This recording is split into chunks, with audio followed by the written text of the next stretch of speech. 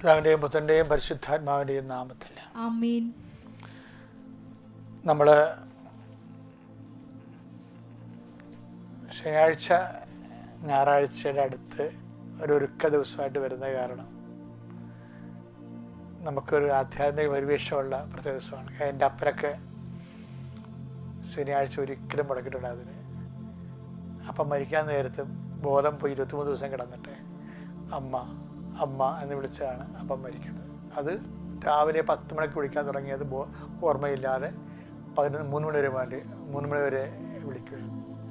ഞാൻ പിന്നീട് 5 ദിനങ്ങൾ ധ്യാനം നടത്തിയ സമയത്ത് അമ്മ എന്നോട് പറഞ്ഞ്, നിൻ്റെ അപ്പം മരിക്കാൻ നേരത്ത് ഞാൻ വന്നിട്ടുണ്ടായിരുന്നു. ഞാൻ അപ്പോഴാണ് ഞെട്ടിപ്പോയത്. കാര്യം അമ്മയുടെ ദിവസം അപ്പം കുറേ കാര്യങ്ങൾ ചെയ്യുമായിരുന്നു. പള്ളിയിൽ നിന്ന് വന്നിട്ട് അപ്പം നീലക്കൊന്ന് മാത്രമേ ഉപയോഗിക്കത്തുള്ളായിരുന്നു. പള്ളിയിൽ നിന്ന് വന്നിട്ട് വേലിയെന്ന് ചെമ്പരപ്പ് എടുത്ത് അമ്മയെടുത്ത് കൊണ്ടുവന്ന് വെക്കുമായിരുന്നു. അമ്മയുടെ രൂപം ഉണ്ടായിരുന്നു കൊടുത്തു മാതാവിൻ്റെ. ശനിയാഴ്ചയ്ക്ക് അപ്പന് ഇഷ്ടമുള്ള സമയത്തൊക്കെ ധർമ്മക്കാരോ അപ്പം വിളിച്ച് വരുത്തി കൊണ്ട് ഊണ് കൊടുക്കുമായിരുന്നു. അമ്മയോടൊരു ബന്ധം എന്ന് പറയുന്നത് വേറൊരു ബന്ധമാണ്. നമ്മൾ വിശ്വാസ ബന്ധത്തെക്കാളുപരി ഒരു സ്വകാര്യ സ്നേഹബന്ധമാണത്. എപ്പോഴും ഒരു ആത്മബന്ധത്തിലേക്ക് വരാൻ നോക്കണം. ഓക്കെ, രസം.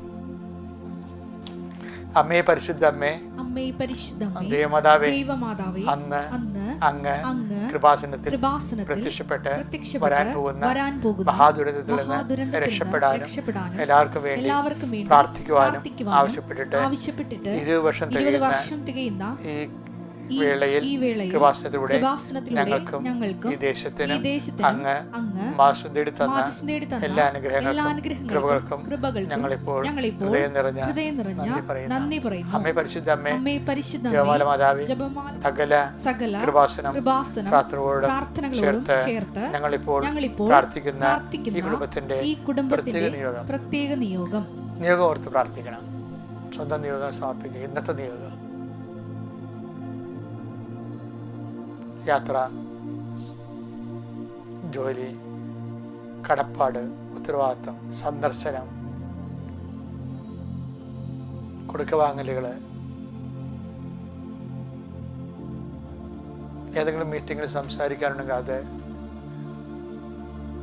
അയൽക്കുടമ്പിലുള്ള സംരംഭങ്ങളിൽ പങ്കെടുക്കാനുണ്ടെങ്കിൽ അത്,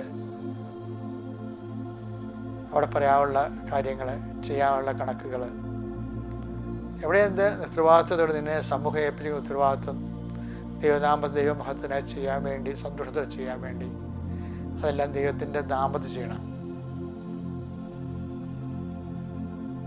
എല്ലാം സമർപ്പിക്കുക.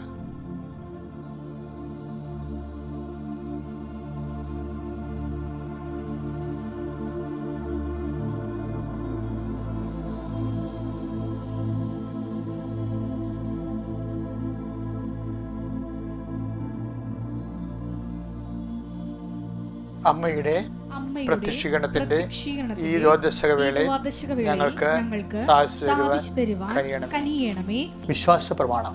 സർവശക്തനായ പിതാവും ആകാശത്തിന്റെയും ഭൂമിയുടെയും സൃഷ്ടാവുമായ ദൈവത്തിൽ ഞാൻ വിശ്വസിക്കുന്നു. അവിടുത്തെ ഏകപുത്രനും ഞങ്ങളുടെ കർത്താവുമായ ഈശോ മിശിഹായിലും ഞാൻ വിശ്വസിക്കുന്നു.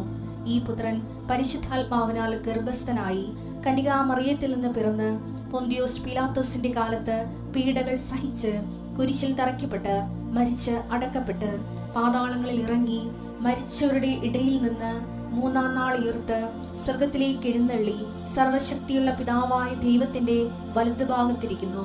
അവിടെ നിന്ന് ജീവിക്കുന്നവരെയും മരിച്ചവരെയും വിധിക്കുവാൻ വരുമെന്നും ഞാൻ വിശ്വസിക്കുന്നു. പരിശുദ്ധാത്മാവിലും ഞാൻ വിശ്വസിക്കുന്നു. വിശുദ്ധ കത്തോലിക്കാ സഭയിലും പുണ്യവാന്മാരുടെ ഐക്യത്തിലും പാപങ്ങളുടെ മോചനത്തിലും ശരീരത്തിന്റെ ഉയർപ്പിലും നിത്യമായ ജീവിതത്തിലും ഞാൻ വിശ്വസിക്കുന്നു. ആമേൻ. സുഖസ്ഥനായ ഞങ്ങളുടെ പിതാവേ, അങ്ങയുടെ നാമം പൂജിതമാകണമേ. അങ്ങയുടെ രാജ്യം വരണമേ. അങ്ങയുടെ തിരുമനസ് സ്വർഗത്തിലെ പോലെ ഭൂമിയിലും ആകണമേ. അന്നു വേണ്ടുന്ന ആഹാരം ഇന്ന് ഞങ്ങൾക്ക് തരണമേ. ഞങ്ങളോട് തെറ്റ് ചെയ്യുന്നവരോട് ഞങ്ങൾ ക്ഷമിക്കുന്നത് പോലെ ഞങ്ങളുടെ തെറ്റുകൾ ഞങ്ങളോടും ക്ഷമിക്കണമേ. ഞങ്ങളെ പ്രലോഭനത്തിൽ ഉൾപ്പെടുത്തരുതേ, തിന്മയിൽ ഞങ്ങൾ രക്ഷിക്കണമേ. ആമേൻ. നന്മ നിറഞ്ഞ മറിയമേ, സ്വസ്തി. കർത്താവ് അങ്ങയുടെ കൂടെ സ്ത്രീകളിൽ അങ്ങ് അനുഗ്രഹിക്കപ്പെട്ടവളാകുന്നു. അങ്ങയുടെ ഉദരത്തിൻ ഫലമായി ഈശോ അനുഗ്രഹിക്കപ്പെട്ടവനാകുന്നു. പരിശുദ്ധ മറിയമേ, തമ്പുരാന്റെ അമ്മേ, പാപികളായ ഞങ്ങൾക്ക് വേണ്ടി ഇപ്പോഴും ഞങ്ങളുടെ മരണസമയത്തും തമ്പുരാനോട് അപേക്ഷിക്കണമേ. ആമേൻ. എൻ്റെ പ്രിയപ്പെട്ടവരെ, നമ്മളിന്ന് പരിശുദ്ധ അമ്മയോട് ചേർന്നുകൊണ്ട് ഈശോ തിരുസന്നിധിയെ പ്രാർത്ഥിക്കുകയാണ്. ഓരോ പ്രാർത്ഥന കഴിയുമ്പോഴും ഞാൻ നേരത്തെ പറഞ്ഞതുപോലെ ആമേനെന്ന് പറയണം. ഓരോ പ്രാർത്ഥന കഴിയുമ്പോഴും ആമേനെന്ന് പറയണം. നമ്മളത് അക്സെപ്റ്റ് ചെയ്യുന്നു എന്നതിൻ്റെ അർത്ഥമാണ്, നമ്മളത് അംഗീകരിക്കുന്നു. കർത്താവേ, അങ്ങയുടെ മക്കളുടെ ശിരസ് നമിച്ച് കൈകൾ കൂപ്പി ലോകം മുഴുവനും ഓരോ ഭൂഖണ്ഡങ്ങളിലും രാജ്യങ്ങളിൽ നിന്നൊക്കെയാണ്. അവരുടെ എല്ലാ ജീവിത മണ്ഡലങ്ങൾ വ്യത്യസ്തമാണ്, ഒരിക്കലും പരസ്പരം പൂരകമല്ല. വളരെ വ്യതിരിക്തമായിട്ടുള്ള സാഹചര്യങ്ങൾ എല്ലാവർക്കും ഉള്ളത്. കർത്താവേ, യേശുക്രിസ്തു എല്ലാമാണെന്ന് ഞങ്ങൾ കൊളോസ്യസ് 3:11 ഞങ്ങൾ വായിക്കുന്നുണ്ട്. അതനുസരിച്ച് കൊണ്ട് കർത്താവ് എല്ലാ മേഖലകളിലും എല്ലാമാകാൻ, കർത്താവിൻ്റെ കൃപ ഞങ്ങളിലേക്ക് ആവസിക്കാൻ, അവൻ പറയണ പോലെ ചെയ്യാൻ വേണ്ടി അമ്മ പറയുന്ന വെളിപാട് വചനങ്ങൾ അനുസ്മരിച്ചുകൊണ്ട് ഉടമ്പടി ചെയ്തിരിക്കുന്ന എല്ലാ മക്കളെയും സംബന്ധിച്ച് പ്രാർത്ഥിക്കുന്നു. യാത്രക്കാരെ സംബന്ധിച്ച് പ്രാർത്ഥിക്കുന്നു. കർത്താവെ, യാത്ര തുടങ്ങുന്ന സ്ഥലം തൊട്ട് ഡെസ്റ്റിനേഷൻ വരെയുള്ള സ്ഥലങ്ങളിലെ സംബന്ധിച്ച് പ്രാർത്ഥിക്കുന്ന ഈശോയെ, അവരെടുക്കേണ്ട രേഖകളെ സംബന്ധിച്ച് പ്രാർത്ഥിക്കുന്ന ഈശോയെ, കർത്താവെ, പല പല സംരംഭങ്ങൾക്ക് വേണ്ടി, തൊഴിലിന് വേണ്ടി, വിദ്യാഭ്യാസത്തിന് വേണ്ടിയുള്ള ഉദ്യമങ്ങളെ സംബന്ധിച്ച് പ്രാർത്ഥിക്കുന്ന കർത്താവെ, ഒത്തിരി ഉദ്യമം നടത്തിയിട്ട് പരാജയപ്പെട്ടിട്ട് ഇനി മനസ്സിടിഞ്ഞ് എവിടെ പോകാനാണ്, ചത്ത് കളയാന്നൊക്കെ സ്വന്തമായിട്ടൊക്കെ വിചാരിച്ച് മറ്റുള്ളവരുടെ ഓരോരുത്തർക്കും ഓരോരോ കാര്യം നടത്തുമ്പോൾ ദൈവം നമുക്ക് നടന്നില്ലെന്ന് ഓർത്ത് വരുത്തിക്കുന്നുണ്ട്. കല്യാണം നടക്കുമ്പോൾ വിഷമമാണ്, കാര്യം നമ്മുടെ കല്യാണം നടക്കണില്ല. മറ്റവർക്ക് ജോലി കിട്ടുമ്പോൾ നമുക്ക് വിഷമമാണ്, കാര്യം നമ്മുടെ കാര്യം നടന്നിട്ടില്ല. ഇങ്ങനെ ഓരോ കാര്യങ്ങളും മനസ്സിടിഞ്ഞ് എന്നാത്തിനാ പുറത്തിറങ്ങാത്ത ആൾക്കാരുണ്ട്. ഈശോയെ, പള്ളിയിൽ പോലും പോകുമ്പോൾ ആൾക്കാർ ചോദിക്കത്തില്ല, കല്യാണം നടന്നാൽ, ജോലി കിട്ടിയ, ഇങ്ങനെ ഇവിടെ ഇല്ലായിരുന്നല്ലേ, എവിടെ ഇരുന്ന്, ഇപ്പോൾ ഒന്നും ആയില്ലേ, ഇങ്ങനെ ഓരോ ചോദ്യം, ക്ഷേമാന്വേഷണങ്ങൾ പോലും ശരിക്കും പറഞ്ഞാൽ ചങ്കിന് കുത്തണ പോലെയുള്ള വേദന അനുഭവിക്കുന്നുണ്ട് ഈശോയെ. പലതരത്തിൽ വേദന. അതാണ് help those who have kind of travels എന്നങ്ങ് പറഞ്ഞത്. എല്ലാ തരത്തിലും വേദന അനുഭവിക്കുന്നുണ്ട്. അവരെല്ലാം നീ സന്ധിക്കണം പ്രാർത്ഥിച്ചു. ഈ ഒരു പ്രാർത്ഥന അതിനു വേണ്ടിയാണ് നീ ചെയ്തത്. അമ്മയുടെ പ്രത്യക്ഷത്തിൻ്റെ 20ാമത്തെ വർഷത്തിലാണ് ഈ പ്രാർത്ഥന തുടങ്ങിയത്. അനുദിന അനുഗ്രഹ പ്രാർത്ഥന, അമ്മയുടെ പ്രത്യക്ഷീകരണം സ്ഥിരീകരിക്കാൻ വേണ്ടി ജനകോടികൾക്ക് അമ്മയുടെ അനുഗ്രഹം ഉണ്ടായിട്ട് അവരെല്ലാം അമ്മയുടെ പ്രത്യക്ഷ സാക്ഷിയായി മാറാൻ വേണ്ടി ഇപ്പോൾ വേദനിക്കുന്നവർ, വിഷമിക്കുന്നവർ, സങ്കടപ്പെടുന്നവർ, ദുരിതം അനുഭവിക്കുന്നവർ, രോഗികൾ, പീഡിതർ, സാമ്പത്തിക ക്ലേശം അനുഭവിക്കുന്നവർ, പെൺമക്കളെല്ലാം വളർന്നു വന്നവർക്ക് ജോലിയില്ലാത്തവർ, അതേസമയം തന്നെ ഒരു തരത്തിലും അവർക്ക് മാന്യമായ ജീവിതം കുടുംബത്തിൽ തന്നെ കൊടുക്കാൻ പറ്റാതിരിക്കുന്നവർ, പലതരത്തിലും വിഷമം അനുഭവിക്കുന്നുണ്ട് ഈശോയെ. മാതാപിതാക്കന്മാർ തുഴഞ്ഞ് കരയേറി അക്കരെ ജീവിതത്തിൻ്റെ അക്കരെ എത്താൻ വേണ്ടി തുഴച്ചില്ലേ, കൈയും കാലം തളർന്നു പോയിട്ട് കിടപ്പിലായി പോയവരുണ്ട്, സംസാരിക്കാൻ പറ്റാത്തവരുണ്ട്, എന്ത് ചെയ്യുമെന്ന് അറിയാൻ പോലെ അങ്ങോട്ടും ഇങ്ങോട്ടും എന്ത് ചെയ്യുമെന്ന് അങ്ങോട്ടും ഇങ്ങോട്ടും ചോദിക്കുന്നുണ്ട്. ആർക്കും ഉത്തരവില്ല. എന്നിട്ട് അവസാനം മക്കൾക്ക് വീട്ടിലിരിക്കാൻ പോലും പറ്റാതെ അവർ ഇറങ്ങി നടക്കുന്നവരുണ്ട്. ഇറങ്ങി നടന്ന് കുറച്ച് നടന്നിട്ട് അവർ ആരെങ്കിലുമൊക്കെ ആയിട്ട് പിന്നെ തിരിച്ചു വരും. അപ്പം ഇങ്ങനെ വളരെ അങ്കപ്പാട് അനുഭവിക്കുന്ന ഒത്തിരി മക്കളുണ്ട് ഈശോയെ. അവരെല്ലാം നീ ഇന്ന് ഓർക്കണം, അവരെല്ലാം നീ സന്ധിക്കണം. അവർക്ക് വേണ്ടിയെല്ലാം പറ്റുന്നത്ര എൻ്റെ ഈ പ്രാർത്ഥന കൂടുന്ന മക്കളെ നിങ്ങൾക്ക് പറ്റുന്ന പോലെയൊക്കെ എല്ലാവരും സഹായിക്കാനും ദൈവത്തിൻ്റെ കൃപയെ വളരാനും സുവിശേഷ സാക്ഷിയാകാനും ദൈവം നിങ്ങളെ സഹായിക്കട്ടെ. നിത്യം പിതാവും പുത്രനും പരിശുദ്ധാത്മാവായ സർവ്വസ്വരെ നയിക്കുവാൻ.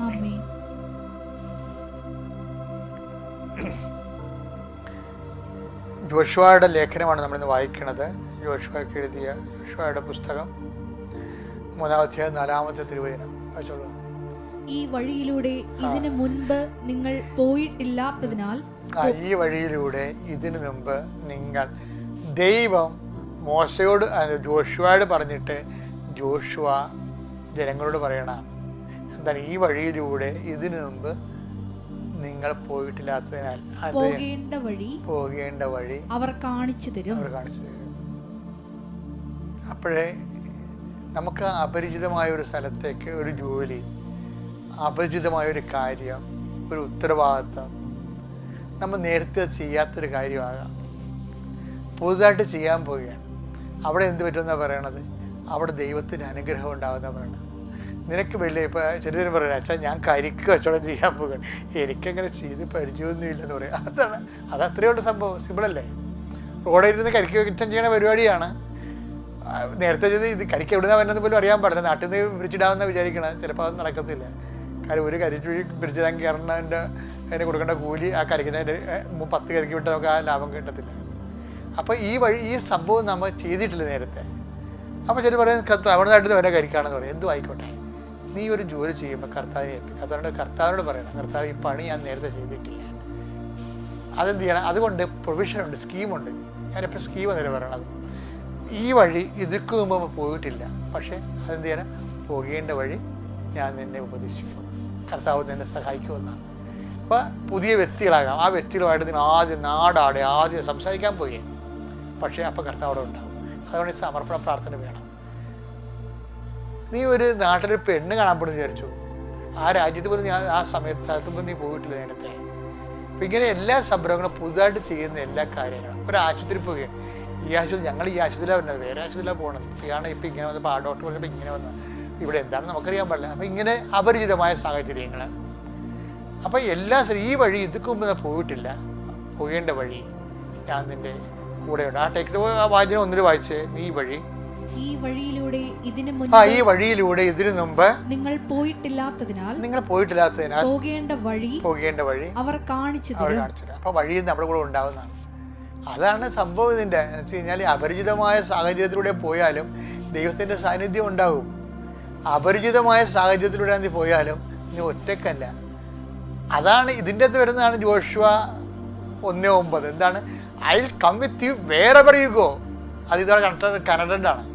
എന്ന് കഴിഞ്ഞാൽ ഈ വഴി ഇതിക്കുമ്പോൾ നീ പോയിട്ടില്ല, നീ എവിടെ പോയാലും അപരിചിതമായ വഴിയിലൂടെ ആയാലും ഞാൻ നിൻ്റെ കൂടെ ഉണ്ടാവും. ഇതിനേക്കാൾ ആവശ്യകത ആർക്ക് വേണം?